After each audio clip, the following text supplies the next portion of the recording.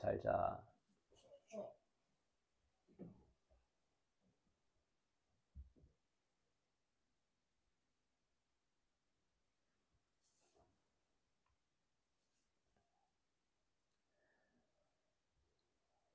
한국우수 전래동화 5. 용기와 희망이 샘솟는 이야기. 울산 바위의 비밀.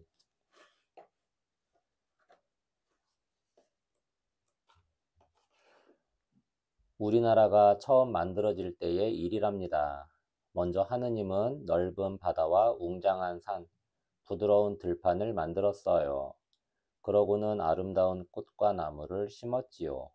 땅 위에는 사람과 온갖 짐승을, 바닷속에는 갖가지의 물고기를 만들었어요. 그리고 시간이 날 때마다 땅을 더욱 예쁜 모양으로 다듬었어요. 웅장한 백두산, 아기자기한 설악산, 듬직한 태백산, 신기한 한라산을 만들었으니 이번에는 어떤 산을 만들어 볼까? 아기자기, 짜임새가 예쁜 모양. 하느님은 곧 멋진 바위산을 만들기로 마음먹었어요. 그리고 그 산의 이름을 금강산이라고 부르기로 했지요. 금강산, 강원도 고성군과 회양군에 걸쳐 있는 이름난 산. 사철 경치가 아름다워 봄에는 금강산, 여름에는 복례산, 가을에는 풍악산, 겨울에는 개굴산이라 부름.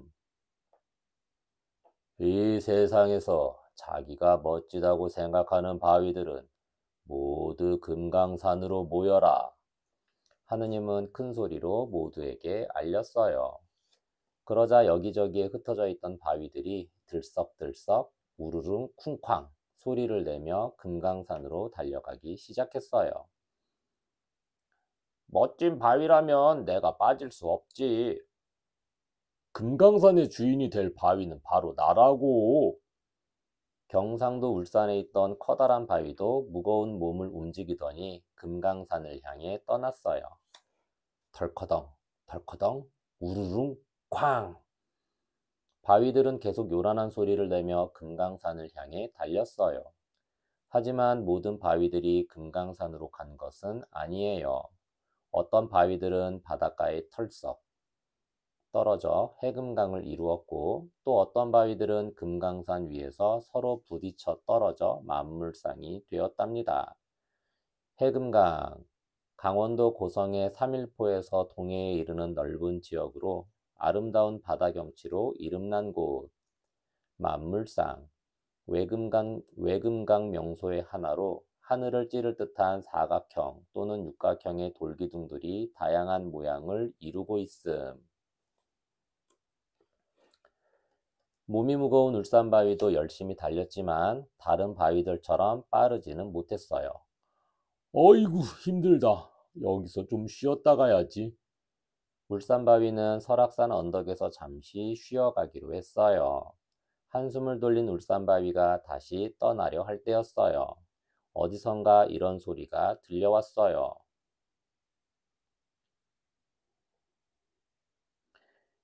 금강산 12,000봉을 꾸밀 바위는 이미 다 채워졌소. 지금까지 도착하지 못한 바위들은 모두 돌아가시오. 봉, 삼봉우리의 뜻. 그 말을 들은 울산바위는 억울한 마음에 뜨거운 눈물을 흘렸어요. 지금까지 그토록 힘들게 왔는데 금강산에는 가보지도 못하고 여기서 다시 돌아가야 하다니 너무 억울해. 울산바위는 이대로 돌아가면 틀림없이 친구들이 놀릴 것이란 생각이 들었어요. 울산바위는 그만 으앙 울음을 터뜨리고 말았지요. 한참을 울던 울산바위는 이윽고 눈물을 훔치며 주위를 둘러보았어요. 그런데 주위의 경치가 무척이나 아름답지 뭐겠어요. 설악산의 경치도 참 빼어나구나. 여기에 그냥 있어야겠다. 빼어나다, 여러 가운데서 특히 뛰어나다. 울산바위는 고향으로 돌아가지 않고 설악산에서 살기로 마음 먹었답니다. 울산바위는 곧 설악산의 명물이 되었어요. 명물, 어떤 지방에 특별하거나 이름난 물건. 울산바위를 보려고 사람들이 줄을 잇는다는 소문에 울산 원님은 도저히 참을 수가 없었어요.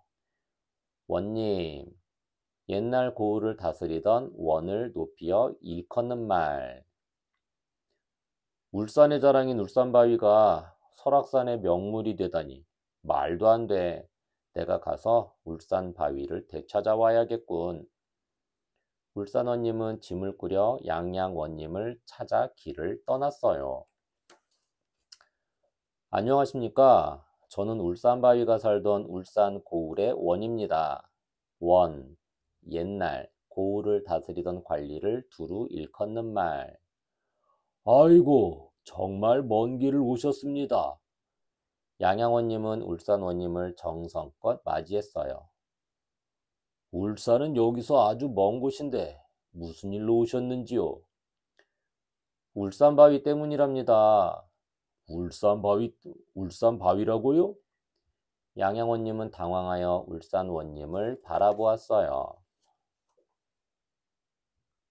울산바위가 설악산에 와 있다는 것은 알고 계시지요? 알고는 있습니다만 그게 무슨 문제가 되는 일입니까?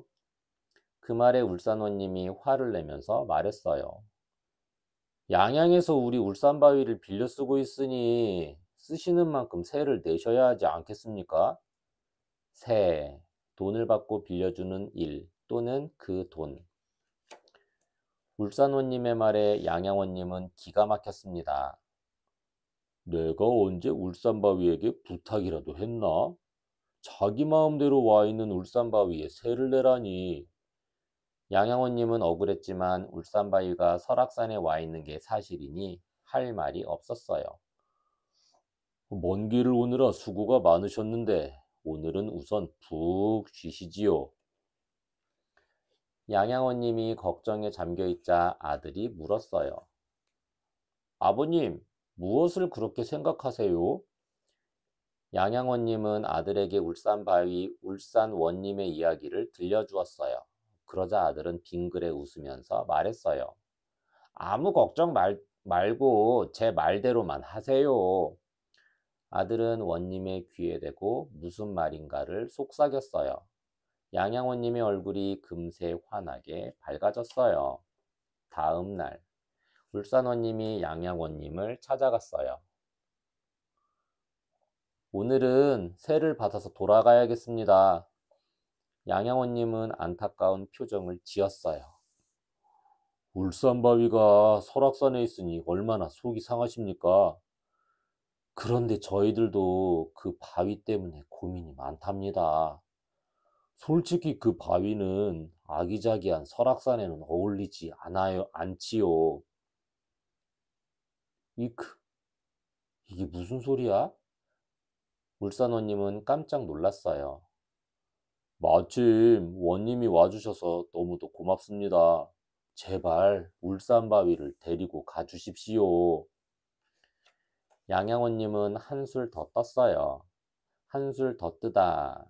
누구보다 또는 전보다 더 심하다는 뜻. 울산바위를 안 가져가시려면 그 바위가 차지하는 만큼의 자릿세를 내셔야 하겠습니다. 그러자 울산원님이 웃으면서 말했어요. 하하하, 제가 어제 한 말은 농담이었습니다. 울산바위는 설악산에 아주 잘 어울려요. 말을 마친 울산원님은 허둥지둥 돌아갔지요. 그 뒤부터 울산바위는 아무 걱정 없이 설악산에서 살 수 있게 되었답니다. 엄마 아빠랑 함께 읽어요. 울산바위의 비밀. 옛날 옛적 울산바위의 전설. 울산바위의 비밀은 설악산 북쪽에 있는 아름다운 바위산에 얽힌 이야기입니다. 원래의 모습은 설악산 북쪽에 자리 잡은 거대한 화강한 바위지만 여기에서는 어린이들에게 친근감을 주기 위해 작고 동그란 모양으로 묘사했습니다. 울산바위에는 두 가지 전설이 전해 내려옵니다. 하느님이 금강산의 12,000봉을 꾸미기 위해 전국에 있는 바위를 불러 모았습니다. 하지만 덩치가 큰 데다 여유까지 부린 울산바위는 금강산까지 다 못 가고 설악산에 눌러앉게 되지요. 첫 번째는 금강산의 비로봉이나 만물상, 해금강, 설악산에 울산바위가 생기게 된 유래 이야기입니다. 두 번째는 그 뒤 설악산의 명물이 된 울산바위를 둘러싸고 울산원님과 양양원님이 서로 티격태격 다투는 이야기입니다. 울산에 있던 울산바위가 양양에서 인기를 얻고 있으니 울산원님은 충분히 약이 오를 만하지요. 그래서 양양원님을 찾아가 새를 내놓으라고 떼를 써보지만 오히려 양양원님에게 역봉을 당한 뒤 풀이 죽어 되돌아갑니다. 울산바위의 비밀은 재미있고 흥미로울 뿐만 아니라 자신의 뛰어난 재능이나 모습은 어느 곳에서라도 빛을 발한다는 이야기입니다. 즉, 스스로 자신을 가꾸고 최선을 다할 때 어느 자리에 있든지 능력을 최대한 발휘할 수 있고 인정을 받을 수 있을 것입니다.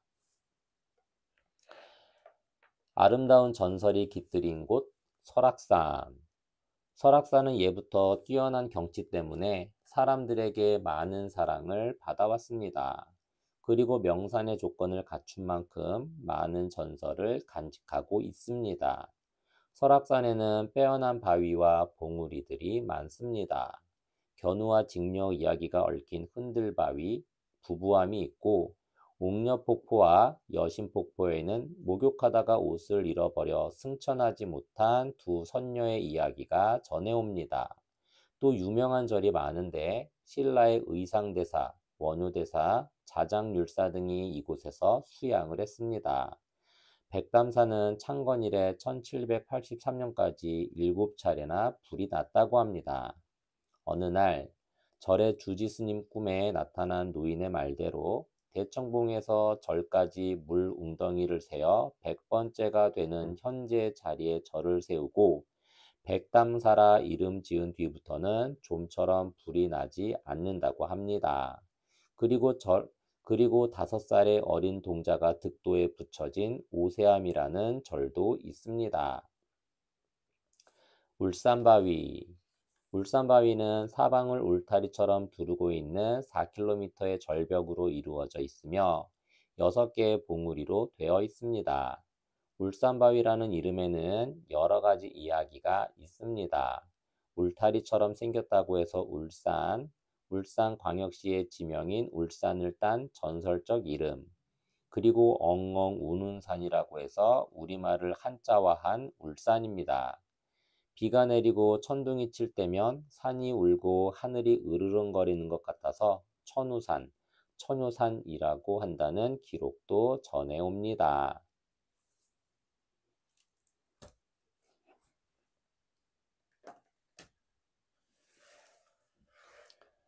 옛날 하느님이 우리나라를 만들 때의 이야기랍니다. 하느님은 맑은 산을 만든 후 멋진 바위로 된 금강산을 하나 더 만들어야겠다고 생각하셨어요. 그래서 멋지다고 생각하는 바위들은 모두 금강산으로 모이라는 명령을 내렸답니다. 경상도 울산에 있던 울산바위도 금강산으로 가기로 했어요. 몸이 무거운 울산바위는 설악산 언덕을 오르다가 너무 힘들어 잠깐 쉬어가기로 했지요. 그런데 그때 금강산 12,000봉이 12,000봉을 다 채웠으니 돌아가라는 소리가 들렸어요. 힘들게 설악산까지 왔는데 돌아가라니. 울산바위는 억울해서 눈물을 흘렸지요. 하지만 설악산 주변의 경치가 마음에 들어 설악산에서 그냥 살기로 했어요. 울산바위가 설악산의 명물이 되었다는 소문이 들리자 울산원님은 양양원님에게 울산바위를 빌려 쓰는 값을 받으려고 양양으로 갔어요. 울산원님은 양양원님에게 울산바위 값을 받을 수 있을까요? 퀴즈 1. 울산바위의 고향은 어디인가요? 2. 하느님은 왜 바위들을 불러 모았나요? 3. 울산바위는 지금 어디에 자리 잡고 있나요? 4. 양양원님은 울산원님에게 왜 울산바위를 가져가라고 했나요?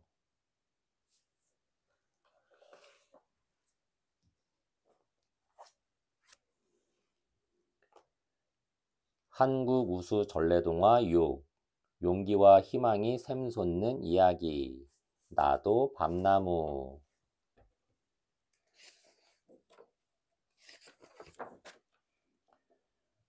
율곡이는 많은 사람들로부터 존경을 받았던 조선시대의 대학자예요. 대학자, 학식이 아주 뛰어난 학자. 율곡은 어렸을 때부터 남달리 총명하여 그에 관한 많은 일화가 전해온답니다. 총명, 영리하고 재주가 있음.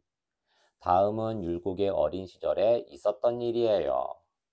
율곡의 어머니는 사임당 신씨로 훌륭한 분이었어요. 글도 잘 쓰고 그림도 잘 그렸지만 무척 현명하여 모든 어머니들의 모범이 되는 분이기도 했지요. 모범, 본받아 배울 만한 본보기. 율곡의 아버지가 한양에서 벼슬을 지내는 동안 어머니가 몸이 약한 율곡을 돌보며 외가가 있는 강릉에서 살고 있었어요. 외가, 어머니의 친정.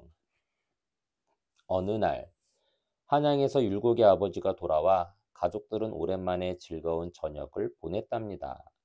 그런데 다음날 아침이었어요. 아버지가 몹시 놀란 얼굴로 어머니를 불렀어요. 아니, 무슨 일이에요? 어머니가 바짝 다가앉으며 물었어요.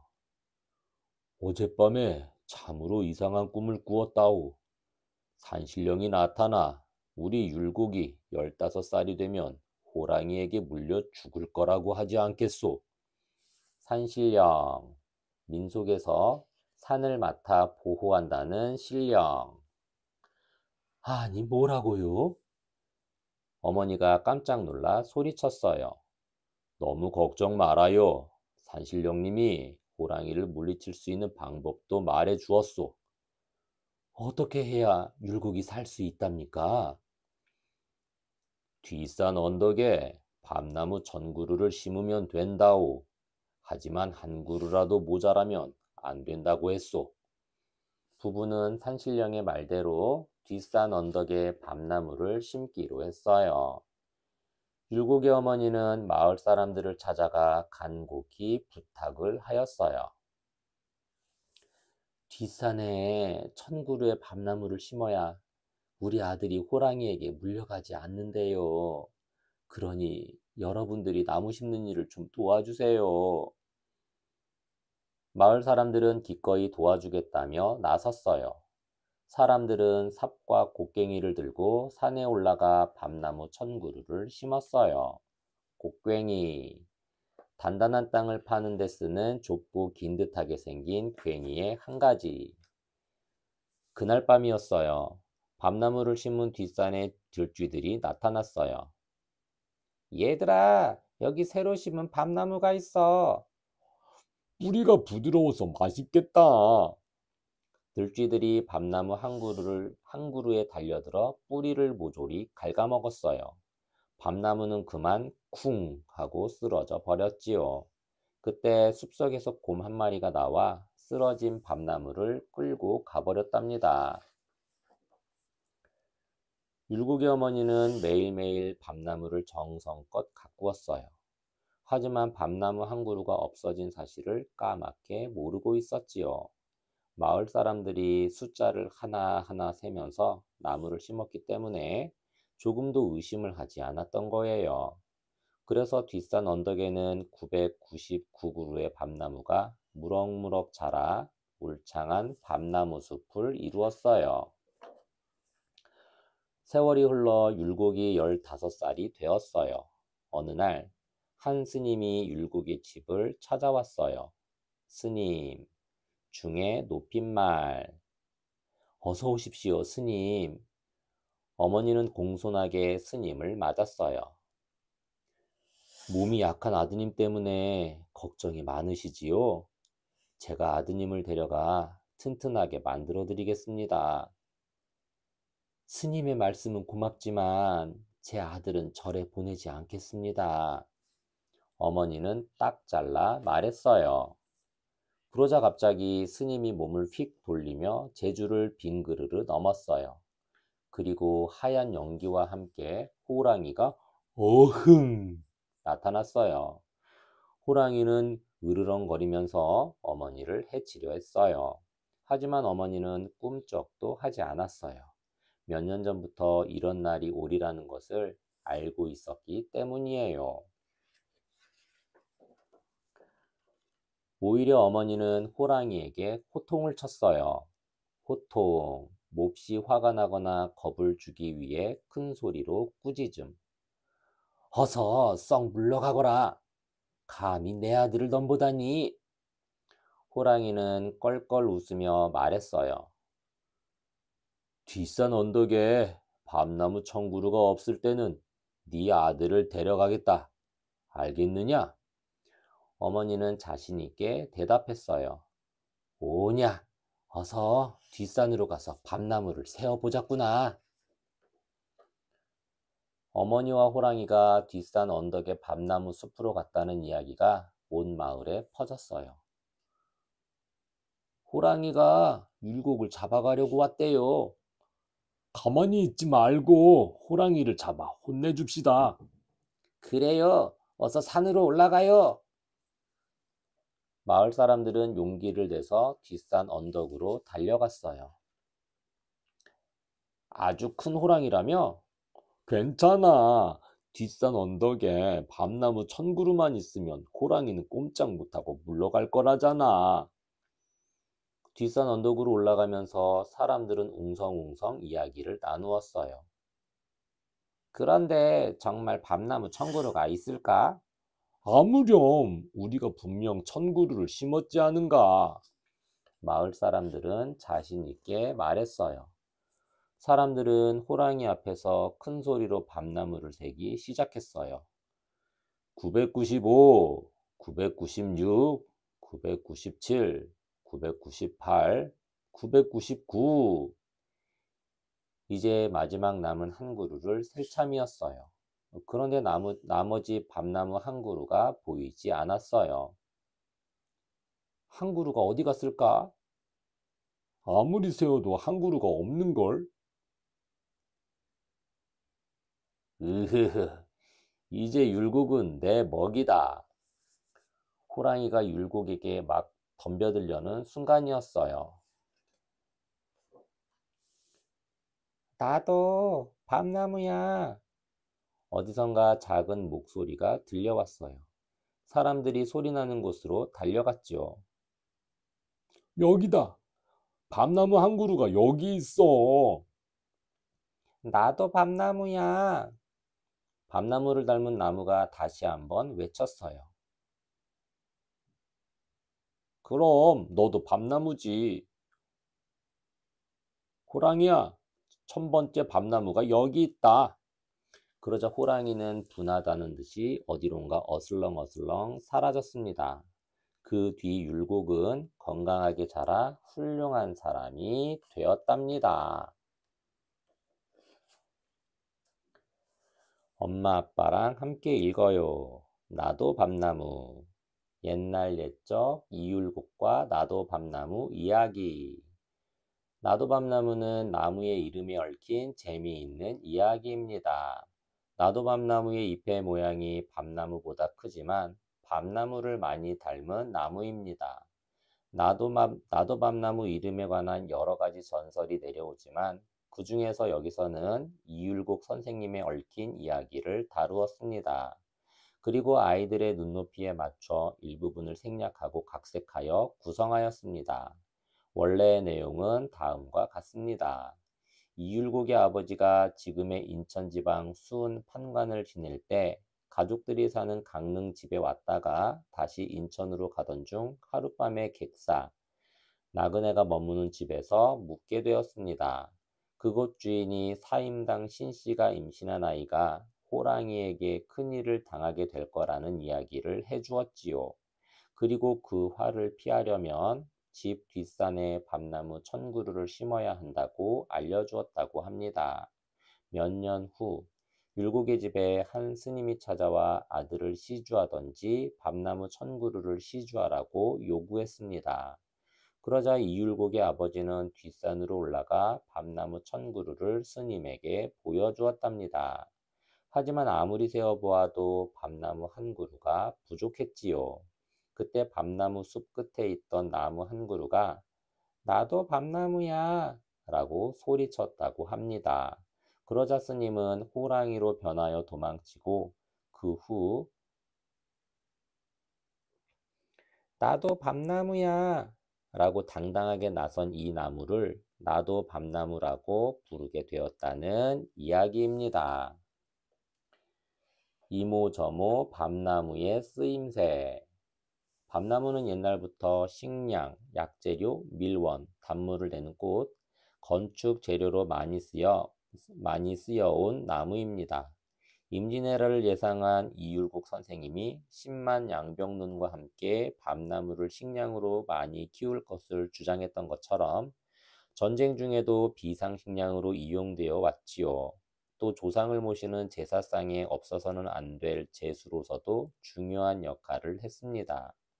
목재의 재질이 우수해서 조각이나 그릇의 재료로 쓰여왔고 밤나무의 꽃은 꿀을 많이 담고 있어서 우리나라의 대표적인 밀원 식물로 꼽히지요. 나무 껍질과 잎은 염색에 사용하고 쌀벌레가 생기는 것을 막기 위해 밤나무 잎을 이용하기도 합니다. 즉, 밤나무는 예부터 우리 조상에게 많은 사랑을 받아온 나무라고 할 것입니다. 밤나무, 너도 밤나무, 나도 밤나무. 너도 밤나무와 나도 밤나무는 밤나무와 닮은 모습 때문에 이름이 붙여진 나무들입니다. 하지만 밤나무와 너도 밤나무는 참나무과에 속하는 한 식구지만 나도 밤나무는 나도 밤나무과로 밤나무와는 전혀 다른 나무입니다. 밤나무는 우리나라 전국의 마을 주변에 자라는 큰 키 나무이지만 나도 밤나무는 남해안에서 섬으로 이어지는 따뜻한 지방에서만 자라며 새빨간 열매가 열리고 밤나무보다 잎이 약간 큽니다. 너도 밤나무는 울릉도에서만 자라는 나무로 작은 세목골의 도토리를 닮은 열매가 열리고 잎은 밤나무보다 작고 통통하게 생겼습니다. 울릉도에는 너도 밤나무에 관한 전설이 내려온답니다.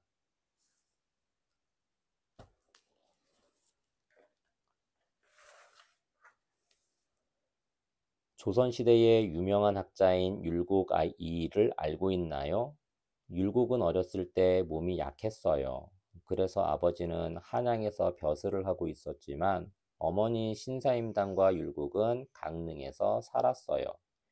어느 날 가족들을 만나러 온 아버지가 이상한 꿈 이야기를 했어요. 꿈에 산신령이 나타나 율곡이 15살이 되면 호랑이에게 물려 죽을 운명이라고 했다는 거예요. 하지만 뒷산 언덕에 밤나무 1000그루를 심으면 호랑이를 물리칠 수 있다고 했지요. 어머니는 마을 사람들에게 부탁하여 뒷산 언덕에 밤나무 1000그루를 심었어요. 그런데 그날 밤 들쥐들이 나타나 밤나무 한 그루의 뿌리를 갉아먹어 버렸지 뭐예요. 그리고 그 나무를 곰이 와서 가지고 가버렸답니다. 밤나무 1000그루가 있어야 호랑이를 물리칠 수 있는데 한 그루가 없어졌으니 이제 어떻게 할까요? 퀴즈 1. 율곡이의 어머니는 누구인가요? 2. 율곡의 아버지가 꾼 꿈의 내용은 무엇이었나요? 3. 1000그루를 심은 밤나무는 어떻게 해서 999그루가 되었나요? 4. 나도 밤나무는 밤나무와 어떻게 다를까요?